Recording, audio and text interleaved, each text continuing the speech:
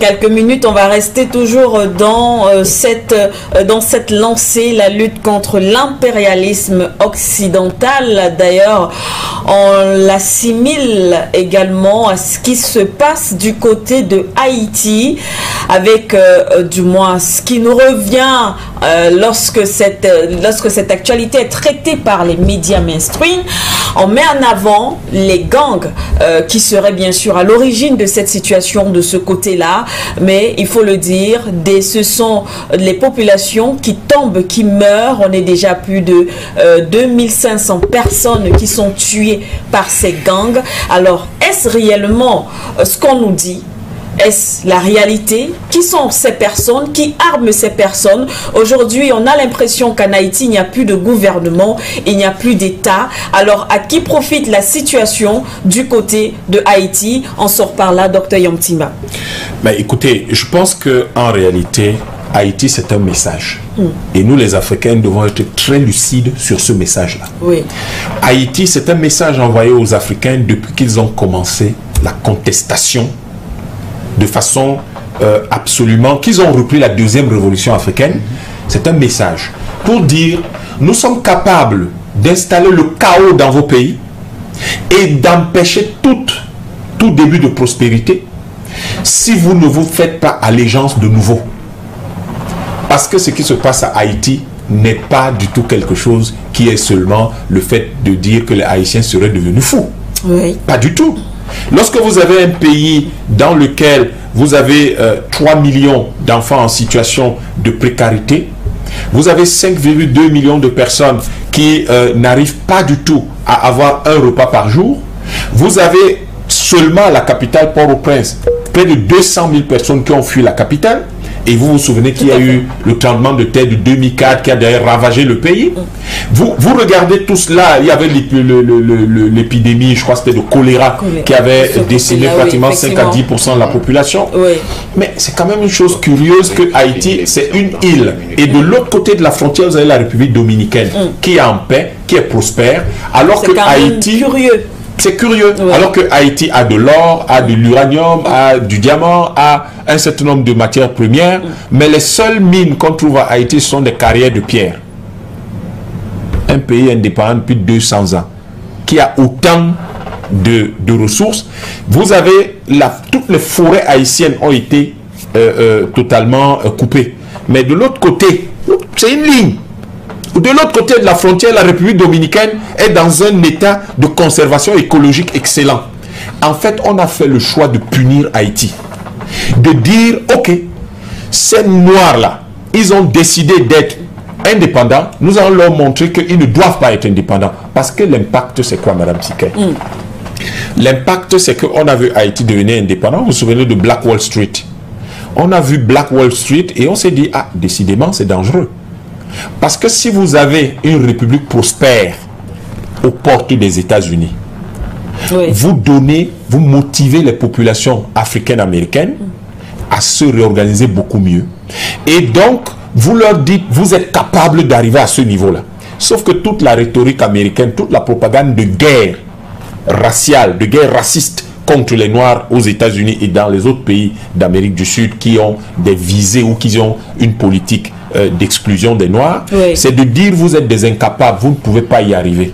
La seule chose dans laquelle vous pouvez exceller, c'est dans le sexe, c'est dans le banditisme et c'est l'incapacité totale à gérer votre pays. Sauf que la situation est laquelle? La situation donc va être de détruire Haïti pour ne pas susciter des velléités indépendantistes aux États-Unis. Je vous rappelle qu'actuellement aux États-Unis, il y a 2 procédures contre des Africains américains qui ont décidé de déclarer un certain nombre de certaines parties des États-Unis indépendantes pour être de nouveaux États dans lesquels les Noirs vont pouvoir aller vivre en dehors des Blancs. Sauf que, et vous voyez que tout cela, il faut prendre ça en considération. La chose que je voulais dire qui est intéressante, c'est la haute autorité de le haut conseil de transition qui existe. Depuis que le président Jouvenel est mort, vous savez qu'il n'y a pas d'État, il n'y a pas de chef d'État. Et donc il y a un haut conseil de transition qui demande l'aide de l'ONU. L'ONU a refusé de lui envoyer de l'aide.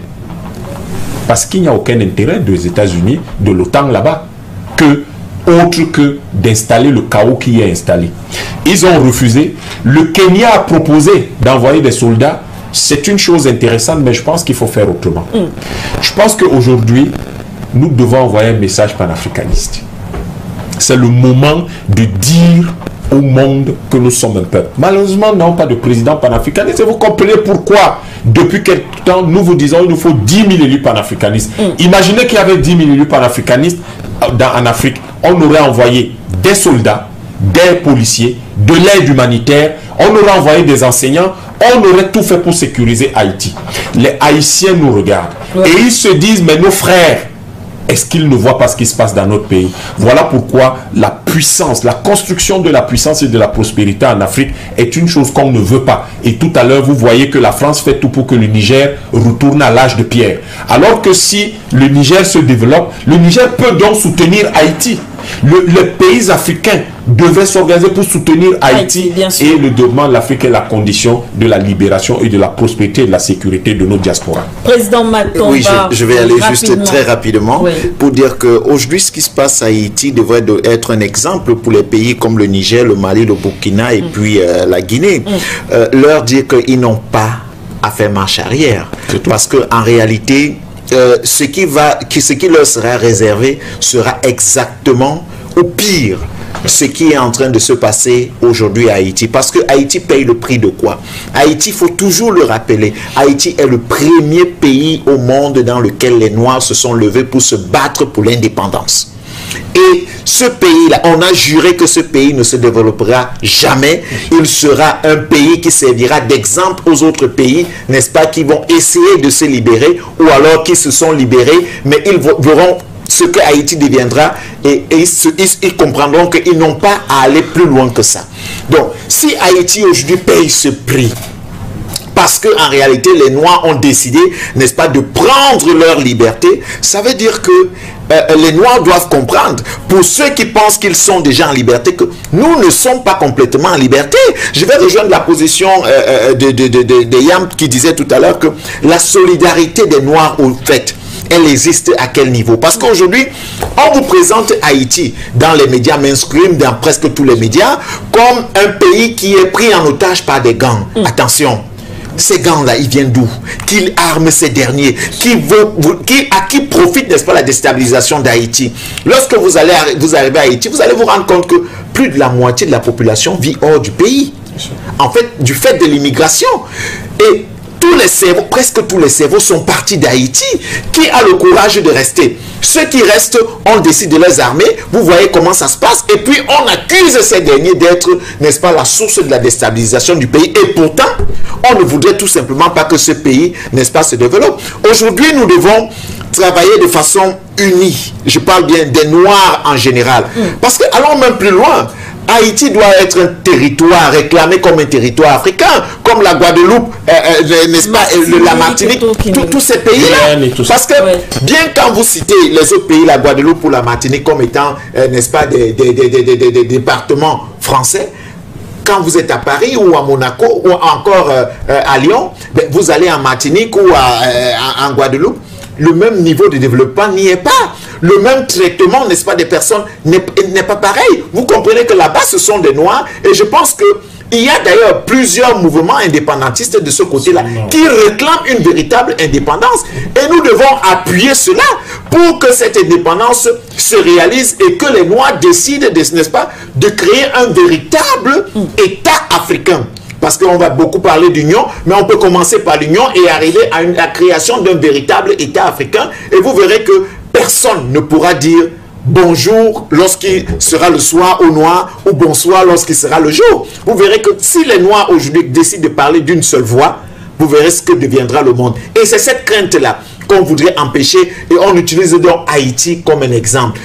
Les pays aujourd'hui comme le Mali et autres doivent regarder ce qui se passe à Haïti et se dire si demain nous reculons un seul instant, nous payerons ce prix-là. Donc il est important de dire non seulement nous devons continuer la libération de l'Afrique, mais nous devons aller libérer ces autres pays et que les Noirs, n'est-ce pas, partout dans le monde puissent se développer. Mais c'est ça le panafricanisme, la solidarité du monde noir. Effectivement. Eh bien voilà donc, chers téléspectateurs, c'est ici aussi qu'on va mettre la clé sous le paillasson. C'est la fin fin de cette édition du Point sur l'actualité.